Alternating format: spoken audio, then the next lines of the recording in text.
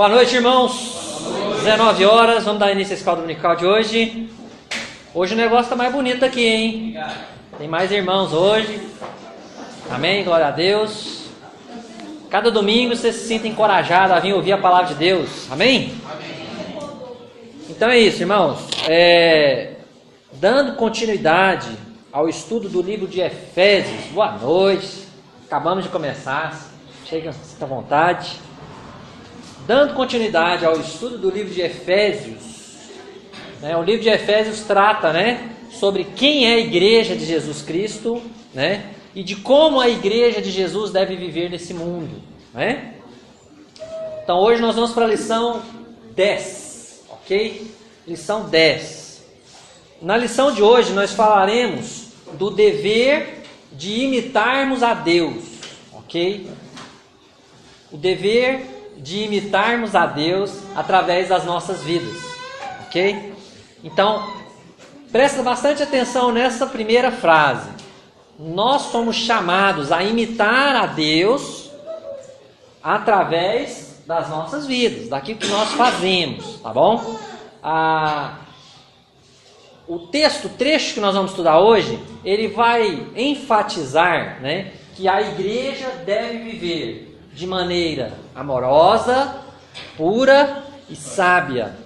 Então, o texto de Efésios 5, 1 a 21, vai enfatizar esses três aspectos de como o crente deve viver, como o cristão deve se comportar. Tá? Ele deve viver de maneira amorosa, pura, sábia. Ok? Há dois desafios para essa aula. O primeiro desafio, eu quero que você saiba qual o estilo de vida Deus quer para você, tá?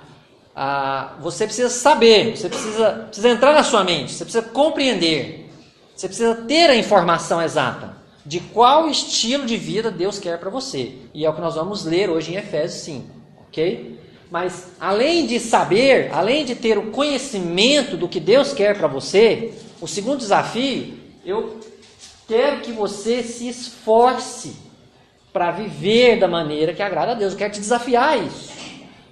Esforce-se, para viver da maneira que agrada a Deus. De nada adianta, irmãos, nós temos muita informação sobre a vontade de Deus se não colocarmos isso em prática. Nós vamos morar no inferno sem Deus. Se a gente só tiver muita informação sobre a vontade de Deus, mas não viver dentro da vontade de Deus.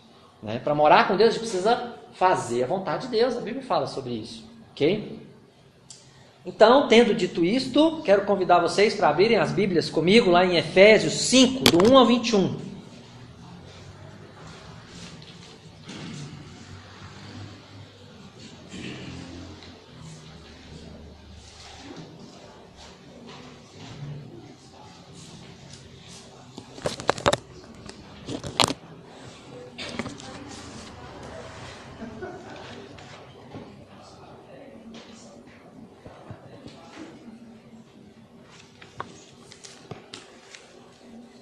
Amém? Efésios capítulo 5, do 1 ao 21. Então eu vou fazer a leitura, ok? Sede, pois, imitadores de Deus, como filhos amados, e andai em amor, como também Cristo nos amou, e se entregou a si mesmo por nós, como oferta e sacrifício a Deus, em aroma suave. Versículo 3. Mas a impudicícia e toda sorte de impurezas ou cobiça, nem sequer se nomeiem entre vós, como convém a santos. Nem conversação torpe, nem palavras vãs ou chocarrices, coisas essas inconvenientes, antes, pelo contrário, ações de graças. Sabei, pois, isto: nenhum incontinente, ou impuro, ou avarento, que é idólatra, tem herança no reino de Cristo e de Deus. Ninguém vos engane com palavras vãs, porque por essas coisas vem a ira de Deus sobre os filhos da desobediência. Portanto, não sejais participantes com eles, pois outrora erais trevas, porém agora sois luz no Senhor, andai como filhos da luz. Porque o fruto da luz consiste em toda bondade e justiça e verdade, provando sempre o que é agradável ao Senhor.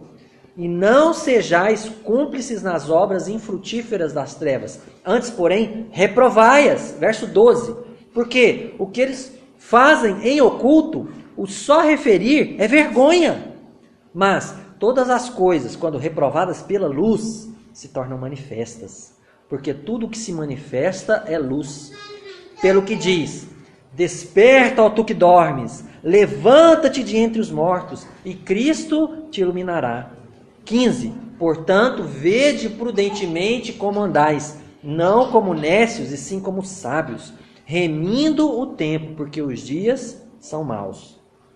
Por esta razão, não vos torneis insensatos, mas procurai compreender qual a vontade do Senhor. E não vos embriagueis com vinho, no qual há dissolução, mas enchei-vos do Espírito, falando entre vós com salmos, entoando e louvando de coração ao Senhor, com hinos e cânticos espirituais, dando sempre graças por tudo a nosso Deus e Pai, em nome de nosso Senhor Jesus Cristo, sujeitando-vos uns aos outros no temor de Cristo. Vamos orar? Querido Deus, muito obrigado mais uma vez pelo privilégio de juntos, reunidos aqui como igreja, estudarmos a Tua Palavra, Pai. Eu não sei se teremos esse privilégio mais um dia, Pai. O Senhor Jesus está às portas. A volta de Jesus está cada dia mais próxima.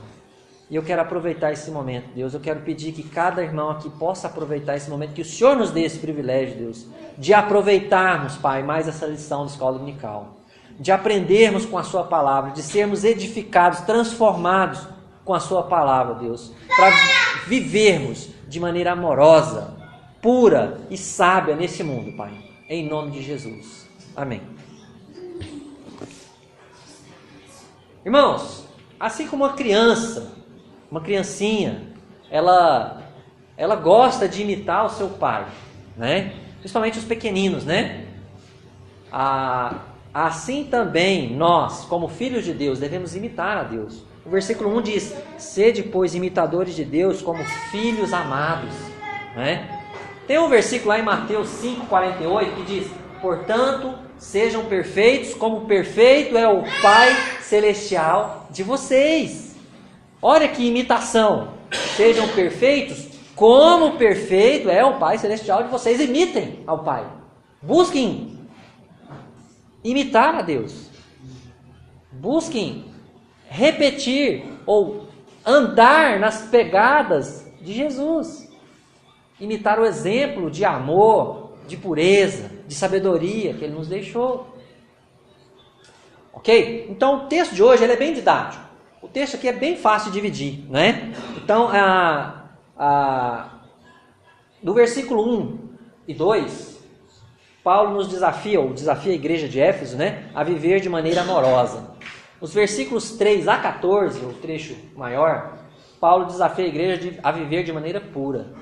E os versículos 15 a 21, Paulo desafia a igreja a viver de maneira sábia. Ok? Então vamos lá, né? Primeiro trecho aí, versículos 1 e 2, vivendo de maneira amorosa.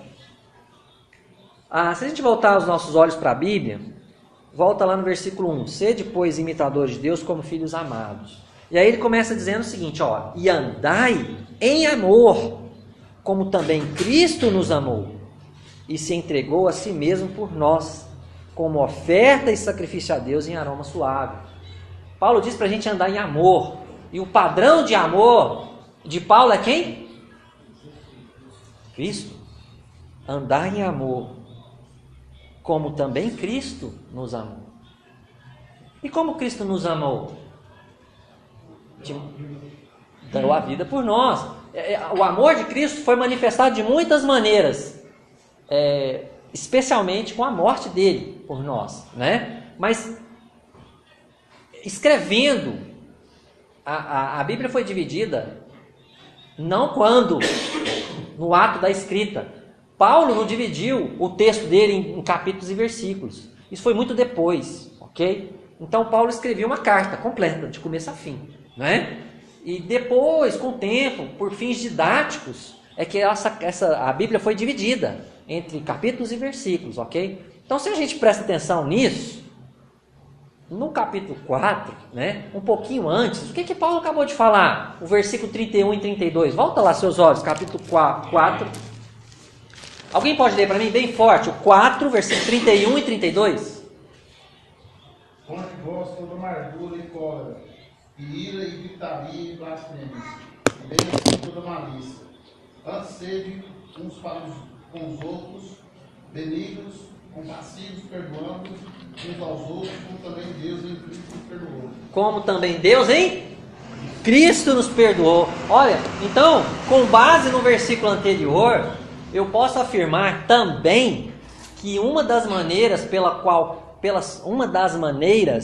pelas quais Cristo nos amou foi perdoando.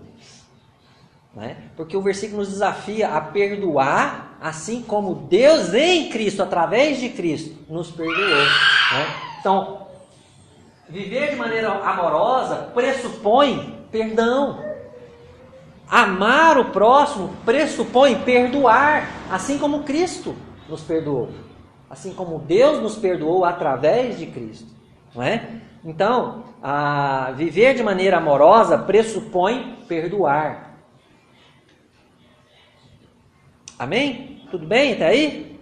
Não é? E aqui Paulo está escrevendo para a igreja, quer dizer, a igreja deve prestar atenção nisso e perdoar uns aos outros. Não é?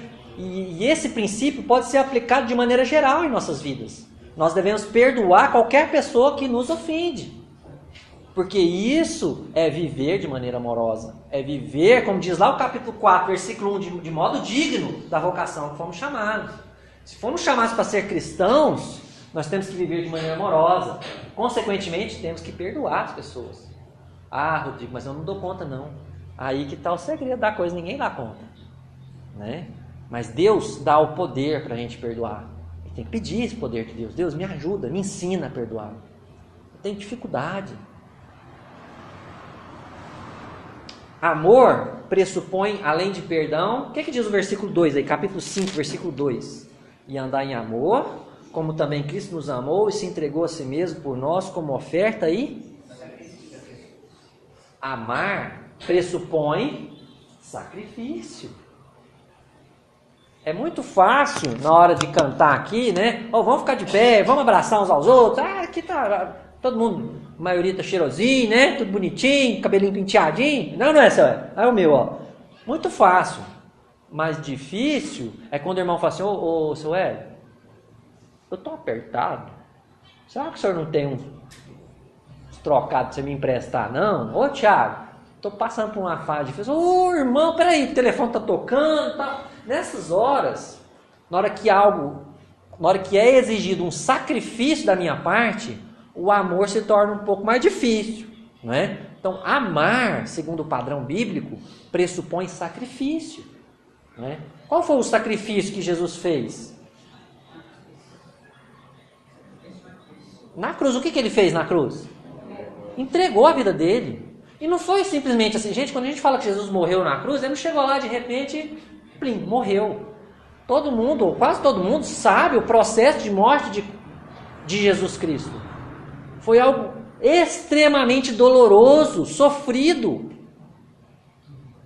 Ele sabia que ia passar por tudo isso e mesmo assim o fez, não é? Por amor. Amor pressupõe sacrifício. Portanto, você tem amado o próximo?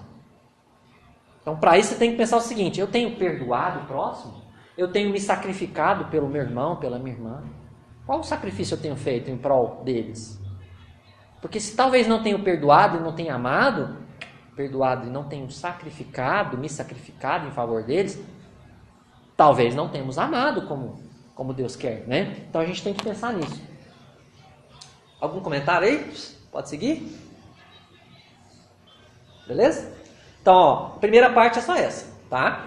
Vivendo de maneira amorosa. É isso que Deus espera de nós. Nós vamos imitar a Deus vivendo de maneira amorosa, tá? A segunda parte do capítulo 5 vai dos versículos 3 a 14. Vivendo de maneira pura. Parece que Paulo gasta mais atenção aqui, mais tempo. Por quê? O que vocês acham? Por que ele gasta tanto tempo falando sobre pureza? Talvez seja mais difícil, talvez seja mais importante naquele determinado momento, naquele determinado contexto.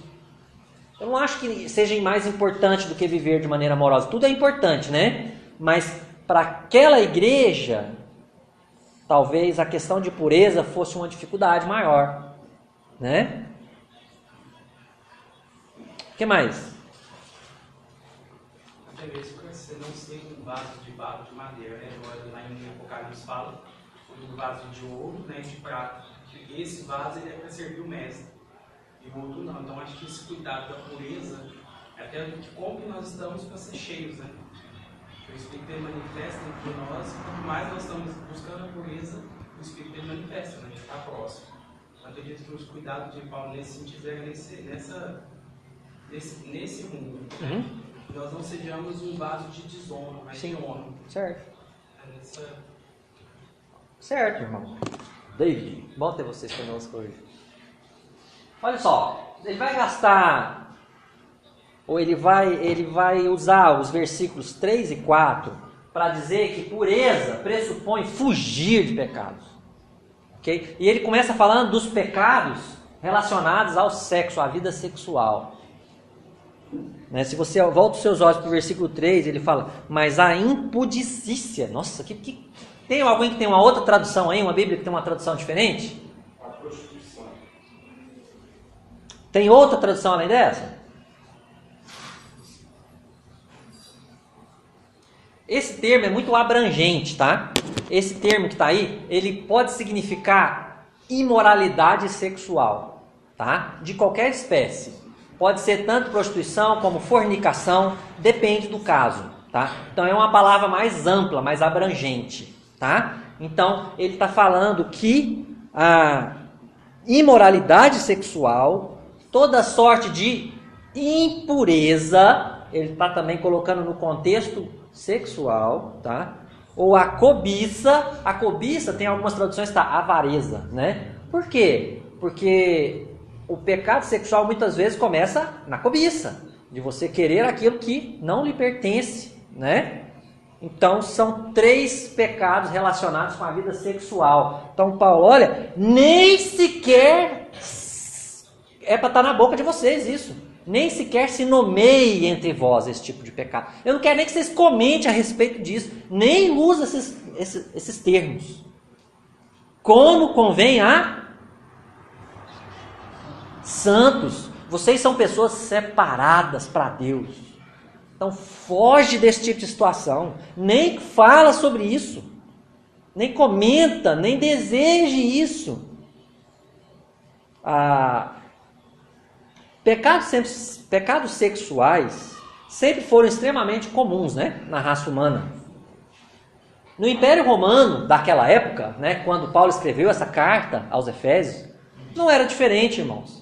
Uma breve pesquisa, se você fizer uma breve pesquisa, você vai descobrir que a maior parte, ou grande parte dos imperadores de Roma, que foram, acho que 15, se eu não estou enganado agora, me fugiu aqui, a maior parte deles eram homossexuais, ou bissexuais, né?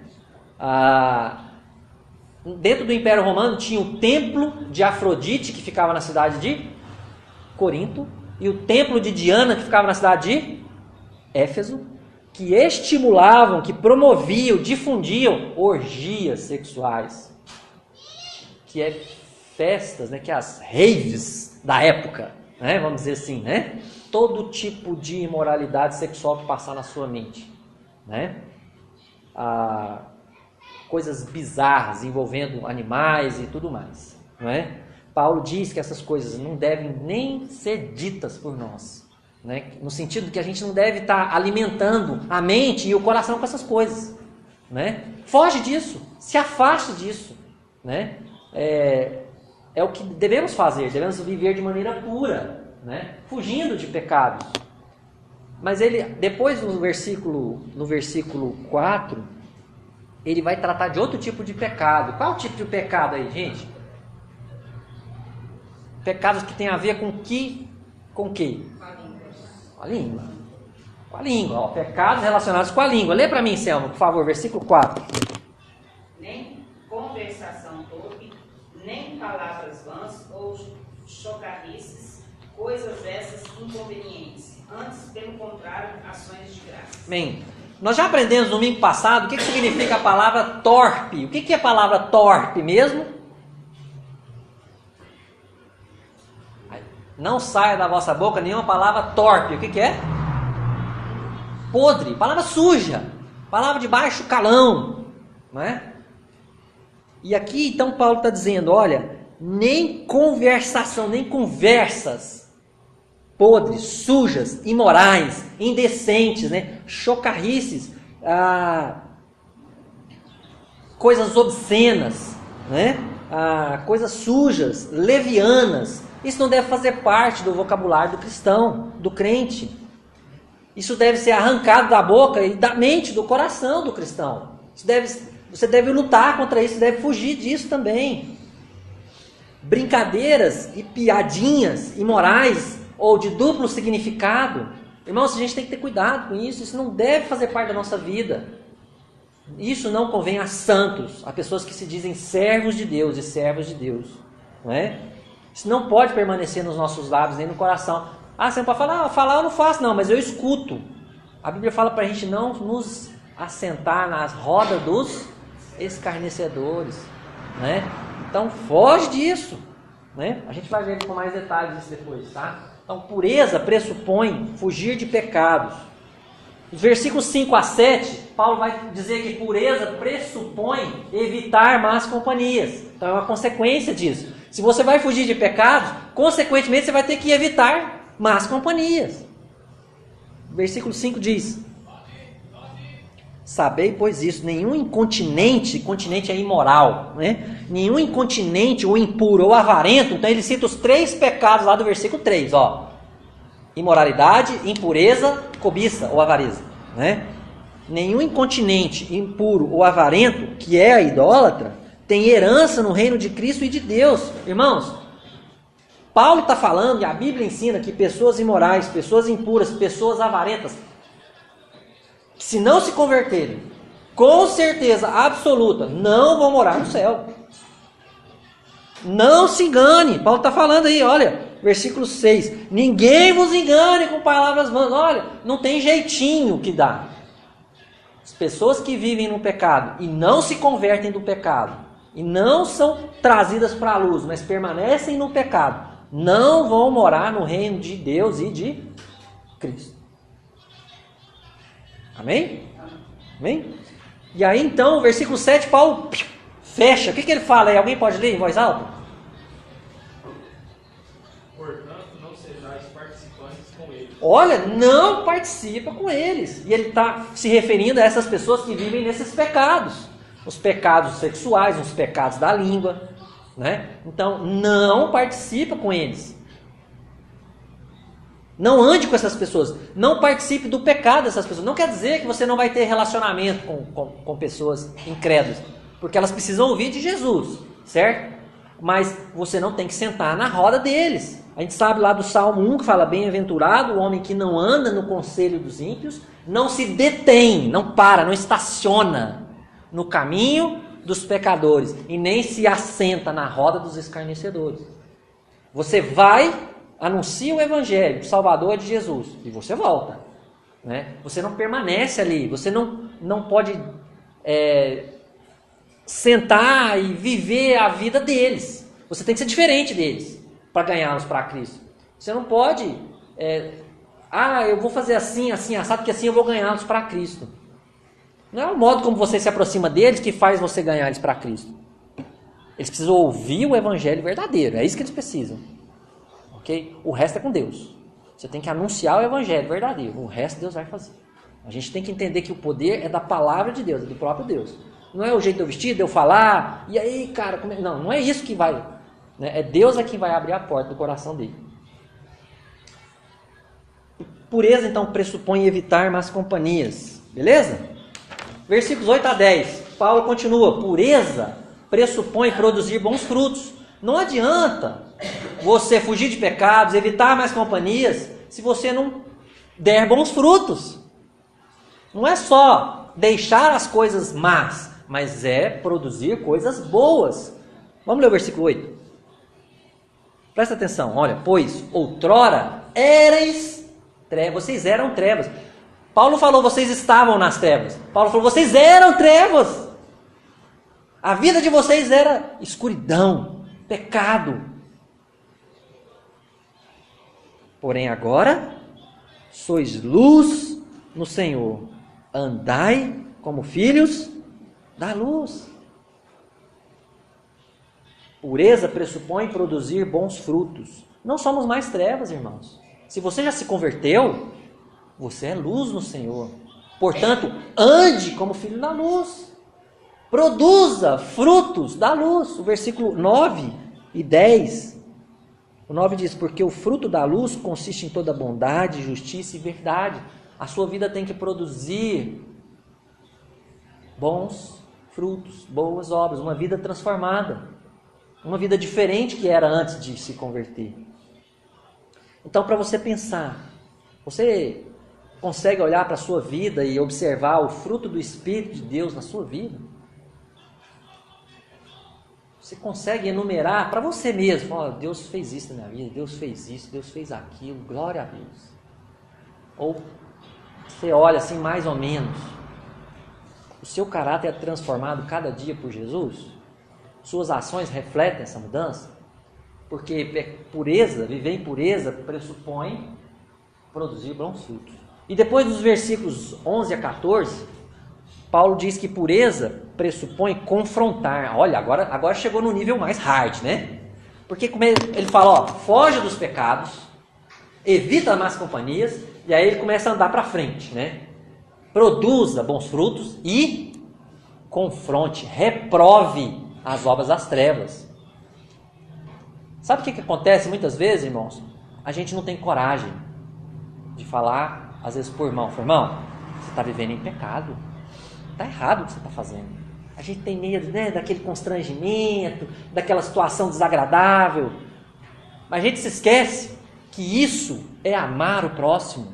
Quando você chega no irmão, fala, irmão, deixa eu te falar, eu te amo muito em Cristo. E porque eu te amo, mentira, é pecado. Você tem que sair dessa vida. Você tem que abandonar essa prática. A Bíblia condena. Reprova. Versículo 11. Vamos ler junto, irmãos, 11. E não sejais cúmplices nas obras infrutíferas das trevas. Antes, porém, reprovai-as. Porque se você não reprova, você é cúmplice. Você vai levar a culpa disso. Escuta isso que eu estou te falando. O que a palavra de Deus está te falando. Falando para mim, para nós. Se eu evitar confrontar os meus irmãos em Cristo, que às vezes estão andando no pecado, ou às vezes até as pessoas de fora, porque aqui o texto não é claro, né? Pode estar se referindo às pessoas de fora também, claro, por que não? Ele fala, olha, isso que você está fazendo é pecado, se você morrer assim, você vai morar no inferno. Converta-se, venha para Cristo. As nossas mãos vão estar sujas. Somos cúmplices. Isso é viver de maneira pura. Viu como é que ele vai andando degrau por degrau, assim, ó, subindo o nível? Não é?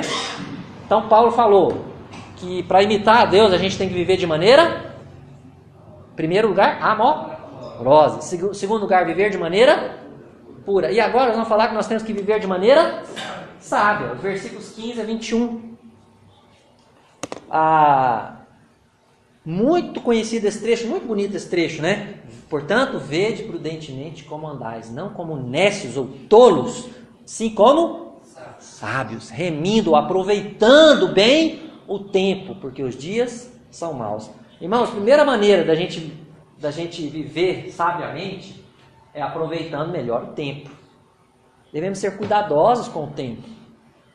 A Bíblia fala que nós somos mordomos daquilo que Deus nos dá. Né? Nós somos administradores. É como se Deus desse para você. Como não? Deus ele dá para cada um de nós muitas coisas. E nós cuidamos das coisas que Deus nos dá. Né? Deus primeiramente dá a vida para cada um de nós, para a gente cuidar. E dentro da nossa vida tem uma infinidade de coisas. O tempo, os dons e talentos, o nosso corpo, o nosso dinheiro. Né? Mas aqui ele está falando do tempo. Como você gasta as 24 horas do seu dia? Como você gasta elas? Quanto tempo do seu dia você investe em devoção a Deus? Um tempo só você e Deus. Não é com as crianças chorando, com a mulher com a televisão ligada, com os, né? Não, só você e Deus, um tempo de qualidade. Ou preciso perguntar, você tem esse tempo de qualidade? Porque eu estou indo no passo 2, né? Mas será que o passo 1, você tem esse tempo de qualidade? Porque nós precisamos desse tempo de qualidade. Se a gente quer viver de uma maneira digna da vocação que fomos chamados, se a gente quer imitar a Deus, a gente tem que viver de maneira sábia, aproveitando bem o tempo. Sua família, você investe tempo na sua família? Você ora com sua esposa, com seu marido, com seus filhos? Você investe tempo com a sua igreja? A verdade, irmãos, a verdade é, grande parte de nós, não todos, mas boa parte de nós, boa parte dos cristãos, gasta grande parte do tempo correndo atrás de dinheiro, de lazer, de poder. Quando eu falo poder, correndo atrás de situações que me deixam melhor na vida. Não só dinheiro, né? Mas um grau maior. Uma promoção, um trabalho, né? Isso pode ser comprovado sem muito esforço, tá? Sem muito esforço. Por exemplo, eu comecei elogiando hoje, né? Tá bonita a igreja, você vê tem poucas cadeiras vazias. Mas vem na quarta para você ver a diferença. Né? Vem num sábado, né? Numa ceia, numa vigília, né?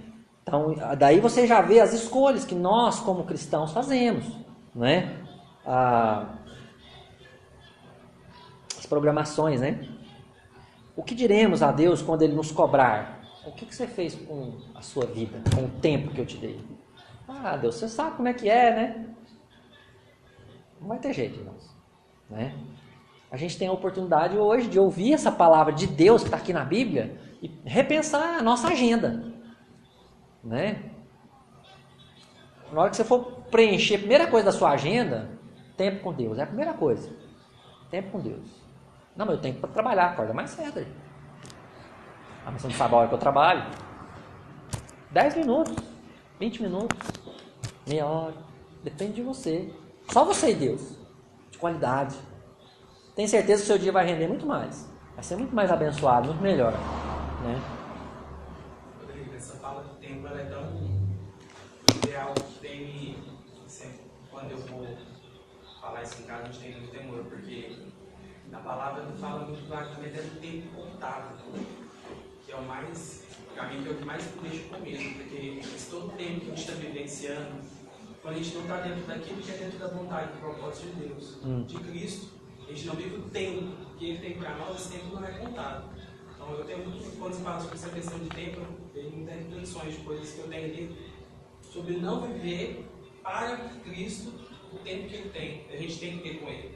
Isso me amedronta no sentido de que muitas das vezes gastamos tempo, até mesmo defendendo os bandeiros, coisas que são inúteis, que não representam o nosso reino, não vai representar nada, e a gente perde tanta força, e o tempo que tem que ser contado, que é o tempo com Cristo, com o Espírito, que a gente aí tem preguiça, tem sono, tem desgaste. Então, quando você falou do tempo, vem muita coisa na minha cabeça, que é o que eu tenho mais, nesse momento, tendo mais temor com Deus nesse sentido. Porque eu vejo que a gente tem tanta garra para tanta coisa, né? E quando se fala tempo com Deus, vamos estar um tempo com Deus, é onde a gente tem se dispersado. Eu acho que essa palavra que eu usaria hoje, né? Pois é, mas Deus está trazendo essa palavra hoje para nós, né? Para nos desafiar, para nos encorajar. O versículo 17, ele vai dizer o seguinte: por esta razão, não vos torneis insensatos, mas procurai compreender qual a vontade do Senhor.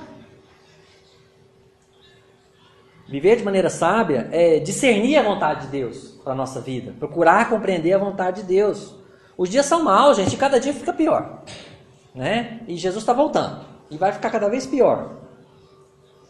Precisamos buscar sabedoria para usar o tempo.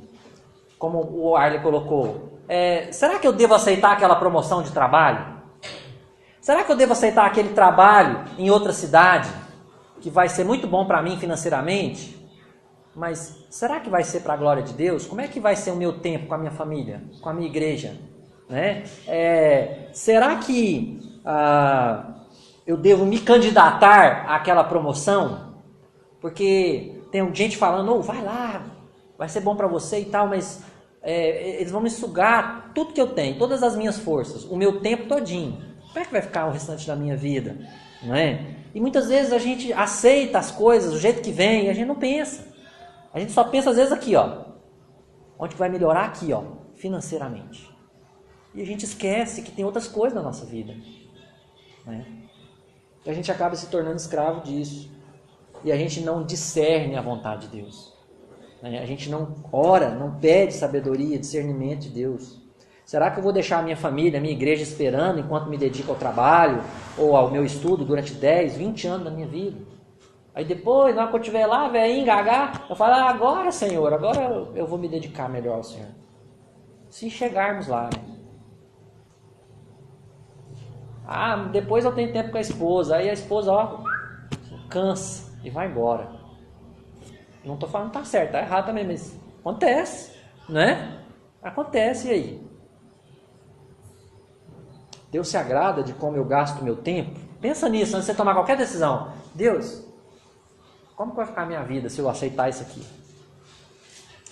Continuando. Maneira sábia. Aí os versículos 18 a 21 vão falar que viver de maneira sábia é se sujeitar, é se submeter ao governo do Espírito Santo. É onde começamos a conversa aqui, né? Versículo 18. E não vos embriagueis com vinho, no qual há dissolução, mas enchei-vos do Espírito. Assim como o álcool tem um efeito dominador sobre o corpo humano, devemos nos submeter, só que voluntariamente, ao governo do Espírito Santo na nossa vida. Porque o álcool, ele domina você, né? O Espírito Santo, ele não faz isso com você. O Espírito Santo, você pede a Deus, né? Deus, eu quero aprender mais do Senhor, eu quero viver conforme o Senhor quer que eu viva, né? Você tem que clamar a Deus, né? Você tem que se submeter voluntariamente a Deus. Então, estar cheio do Espírito. O que é estar cheio do Espírito? Vamos lá. Já temos falado isso aqui de vez em quando, né?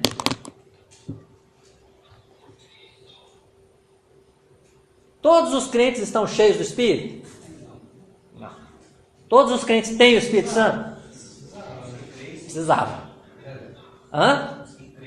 Não, todos os cristãos, os convertidos, têm o Espírito Santo? Tem. Todos os cristãos são selados com o Espírito Santo? São. Todos os cristãos são batizados com o Espírito Santo? Sim, todos. Né? Todos os cristãos são cheios do Espírito Santo? Deveriam, mas não são. Né? Porque aí depende de um fator. Deus, eu quero, eu preciso, não é? Deus não arromba a nossa vida, não invade, né? Estar cheio do Espírito não diz respeito a quanto Espírito você tem, não é isso. Eu estou cheio do Espírito, assim, o Espírito está até aqui, sim, não é isso, não é? É o contrário. Estar cheio do Espírito é quanto Ele tem de você, quanto Ele governa da sua vida. Ele governa toda a sua vida? Ou o bolso Ele ainda não governa? Não, porque o bolso é difícil, né? A língua Ele não governa, os olhos, né? Estar cheio do Espírito é quanto Ele tem de você, quanto Ele governa de você, da sua vida. Estar cheio do Espírito é não entristecer o Espírito com a sua vida, é não apagar o Espírito com a sua vida. Estar cheio do Espírito é deixar-se governar por Ele, pelo seu poder, pela influência dele na sua vida, pelo agir dele na sua vida. Você precisa, porque aqui é uma ordem, né? Enchei-vos do Espírito, é uma ordem. Você precisa buscar isso, né? Você precisa buscar o enchimento do Espírito, e é clamando a Deus. Tá claro isso? Mais algum comentário sobre os versículos de hoje? Irmãos, o texto de Efésios, ele disse isso para a gente hoje. A igreja deve viver de maneira amorosa, pura e sábia. E Paulo, às vezes, ele vai trabalhando por camadas, né? Como se fosse uma cebola, assim. Ele tira uma camada, põe outra. Às vezes ele vai subindo o nível e mostrando para a gente coisas mais profundas, não é? Precisamos viver de maneira amorosa, de maneira pura, de maneira sábia. Eu quero desafiar cada um de nós, cada um de vocês. Eu quero desafiar você a buscar este Deus para a sua vida. Nós precisamos. Essa palavra não foi escrita só para os Efésios, irmãos. Foi escrita para você.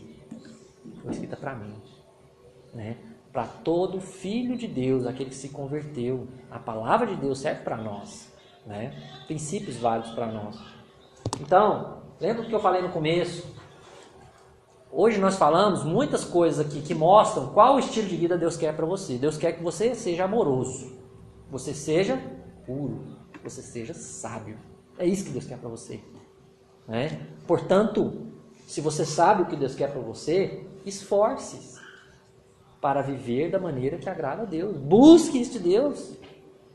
Não vai cair na sua mão assim, ó. Você tem que fazer a sua parte. Você tem que clamar a Deus. Vamos clamar a Deus então? Vamos orar? Querido Deus, obrigado por essa noite. Obrigado por essa escola dominical, Deus. Obrigado que a sua palavra é tão maravilhosa, Pai. Obrigado pelo teu Espírito, Deus, que é maravilhoso, que nos ensina verdades contidas na sua palavra, Deus. Não tem mágica, não tem misticismo, Deus. É simplesmente o Senhor agindo poderosamente através da sua palavra.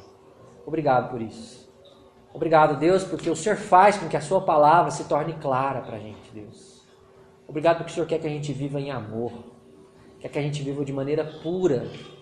Ó Deus, guarda-nos dos pecados sexuais. Guarda-nos, Deus, dos pecados relacionados à língua. Ó Deus, somos tão falhos. Precisamos tanto da sua misericórdia. Ensina-nos, Deus, a vivermos de maneira sábia. Em nome de Jesus. Amém.